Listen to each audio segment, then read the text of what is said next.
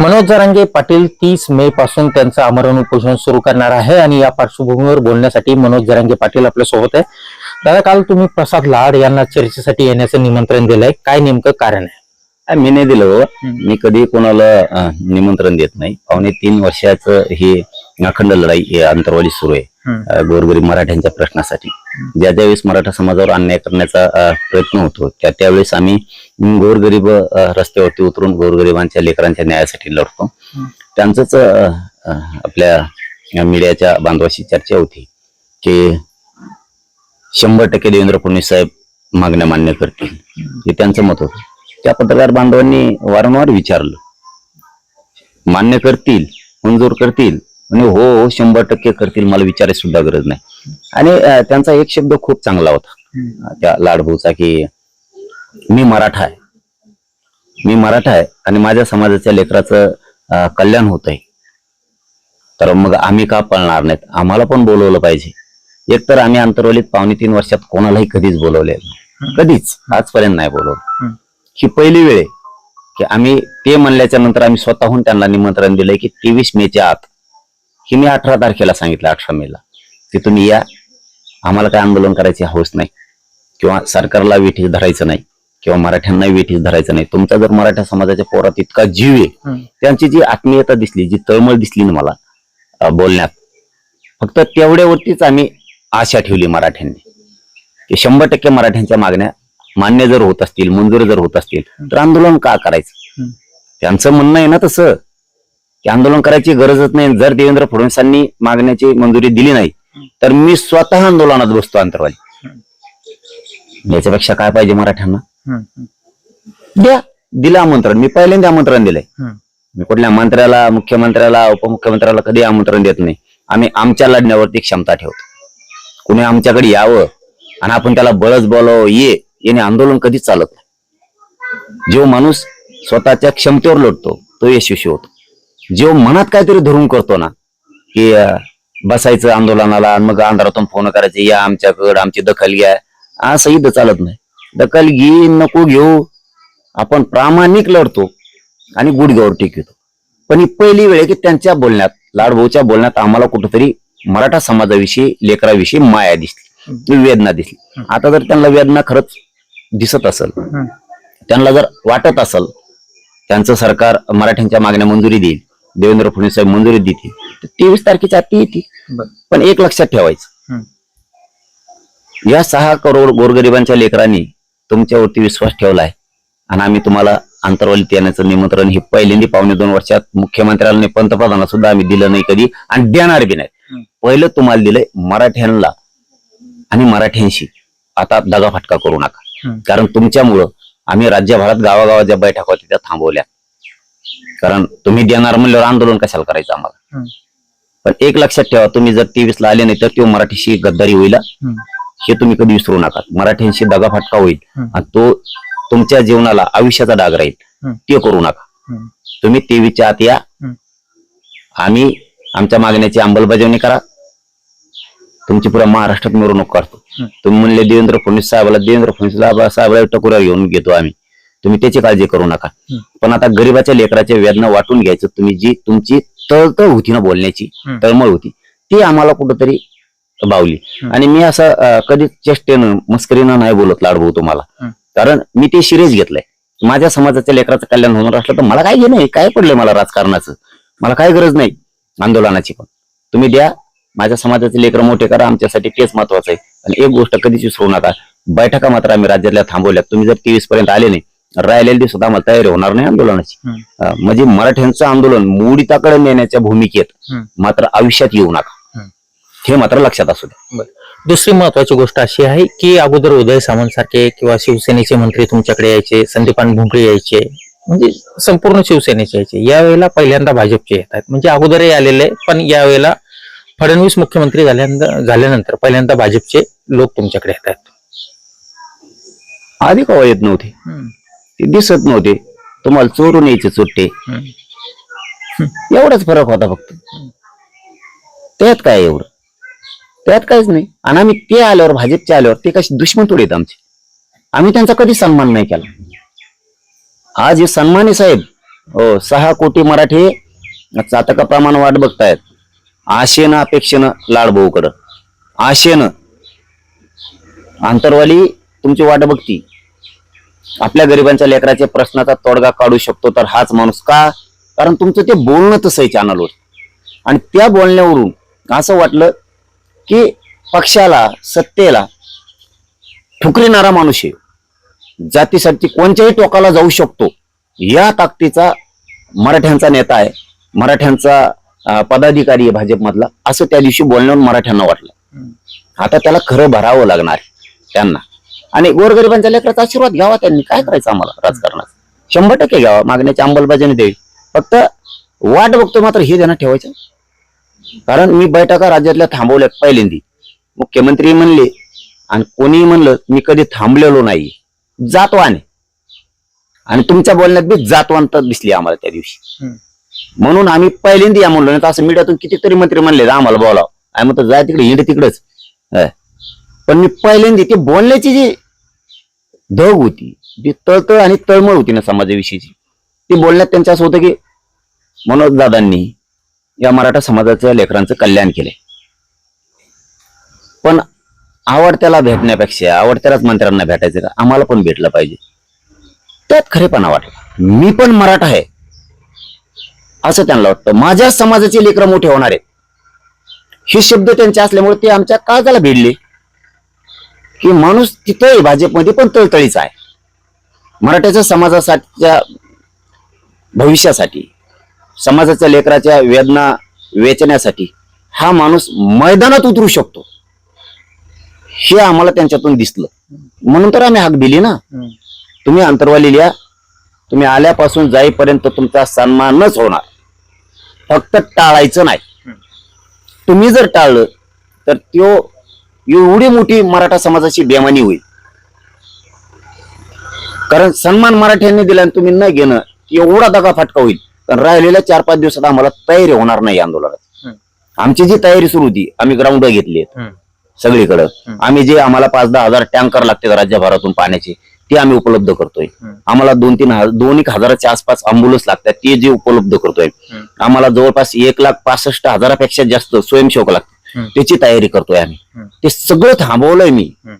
लाडभाऊ, तुमच्या एका आव्हानावरती तुम्ही विनंतीपूर्वक ही शब्द वापरल्यामुळं मनोज दादांना विनंतीपूर्वक माझी विनंती आहे की तुम्ही मागून तर बघा, बोलून तर बघा, 100% फडणवीस साहेब देतील. बोलवलंय आम्ही तुम्हाला. एवढा शब्द तुमच्यासाठी लाख मोलाचा आहे मराठ्यांच्या. पण तुम्ही नाही आलात तर तेवढंच मराठा समाजाच्या लेकराचं आयुष्य सुद्धा उद्ध्वस्त होणार आहे. हे सुद्धा लाडभाऊंनी लक्षात ठेवावं. तुमच्या मानेवरती मान आम्ही टाकली. 23 मेच्या आत 18 तारखेपासून वेळ दिलाय तुम्हाला. मुंबईहून इथं यायला 2 घंट्यात 1 घंट्यात मंत्री येते. तुम्हाला 6-7 दिवस वेळ. दादा, तुमच्या आंदोलनात नेहमी फडणवीस टार्गेट राहिलेले आहे. तुम्हाला असं वाटतं की यावेळेला ते मागण्या पूर्ण करतील नेहमी? का वाटतंय मला कळतच नाही त्यांना का टार्गेट केलं असं वाटतं. कुठं केलं त्यांनी दाखवा तरी मला एकदा, कुठं टार्गेट केलं. आम्ही वाशीला गेलो, मुंबईला गेलो, त्यावेळेस शिंदे साहेब मुख्यमंत्री होते, त्यांच्या विरोधात ते आंदोलन आहेत. फडणवीस साहेबांना टार्गेट केलंय कुठं हे जरा सांगता का? एकदा सांगा. तुम्ही हैदराबाद गॅझेटियरचा JR काढला, विखे पाटील साहेबांनी आणि फडणवीस साहेबांनी काढला, जाहीर सांगून टाकलं, कौतुक केलं आम्ही. या 8 महिन्याच्या काळात मुंबईहून आल्यापासून आजपर्यंत फडणवीस साहेबांना एका शब्दाने दुखवलं असं मला दिवस दाखवा तुम्ही, कोणत्या दिवशी दुखवलं. यांना काय वाटतंय, यांच्या मनात काय खतखते मला कळत नाही. का तुम्हाला असं बोलून मराठ्याच्या आंदोलनात संभ्रम निर्माण करून मराठ्यावर अन्याय करायचा असं काही षडयंत्र आहे का? पण आम्ही ते सगळं आता बाजूला सोडले.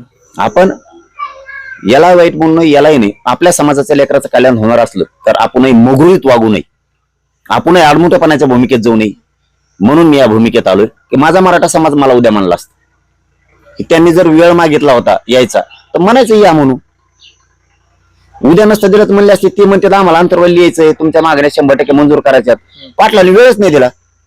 माझाच मराठा समाज म्हणला असता, मराठ्यात संभ्रम पसरेला असता. आता मी आमंत्रण दिलं जाहीरपणे. आता त्यांनी यावं आणि मराठ्यांचे मन जिंकावेत. हेच मराठी तुम्हाला डोक्यावर घेऊन असतील, कवा साधता तुम्हीच करा, काय अडचण आहे. मला मराठ्यापेक्षा मोठं कोणी नाही. माझ्या मराठ्याच्या लेकराला मोठं करा आयुष्यभर आयुष्य तुम्हीच करा, फक्त दगा नको. मी बैठका थांबवल्या राज्यातल्या प्रत्येक गावात, आमच्या बैठका सुरू आहेत. मी 18 तारखेलाच सांगितलं बैठका लाड भाऊ मी सगळ्या थांबवतोय, तुम्ही या, कारण राहिलेल्या दिवसात तयारी होणार नाहीये. मराठ्यांचं भविष्य मुडीच निघू नये, मराठ्याच्या नरडीवरती विनाकारण पाय ठेवू नका, कारण तुमच्या आशेवरती मराठा समाज आता वाट बघतोय की लाड भाऊ 100% मराठ्यांचे प्रश्न तडीस नेतील, त्याची अंमलबजावणी करतील. आम्ही आशानं शांत बसलो आणि खुश होऊन अजिबात पोटात आडी ठेवून बोलत नाही, पण 23च्या आत यावं लागेल हे मात्र तुम्ही विसरू नका. बैठका थांबवल्या, उपोषण थांबवलेले नाही. त्याचा काय संबंध आहे उपोषण थांबायचं? उपोषण थांबायचं काय संबंध? तुम्ही 23 तारखेच्या आत या, उद्या सकाळी या, आत्ता या, आत्ता या. मी जीच्या माध्यमातून सांगतोय आजची आज या, चला.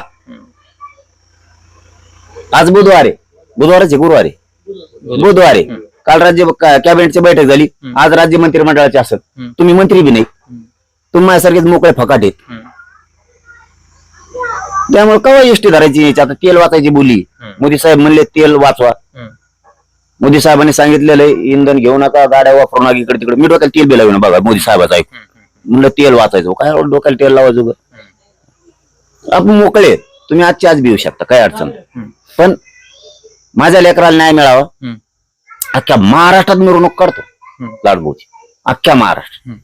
आम्हाला काय पाहिजे राहो? मग कौतुक कसं असतं, आशीर्वादाची थाप गरीबाची कशी पडती, तोंडून गरीब कसा हात फिरतो. लाडभाऊ तुम्ही पहिल्यांदा बघता किती उद्ध्वस्त झालेला मराठा आहे, पण माया किती लावतो. कमवा आयुष्यात, लाडभाऊ आयुष्यात हे कमवा, गरीबाचं प्रेम कमवा.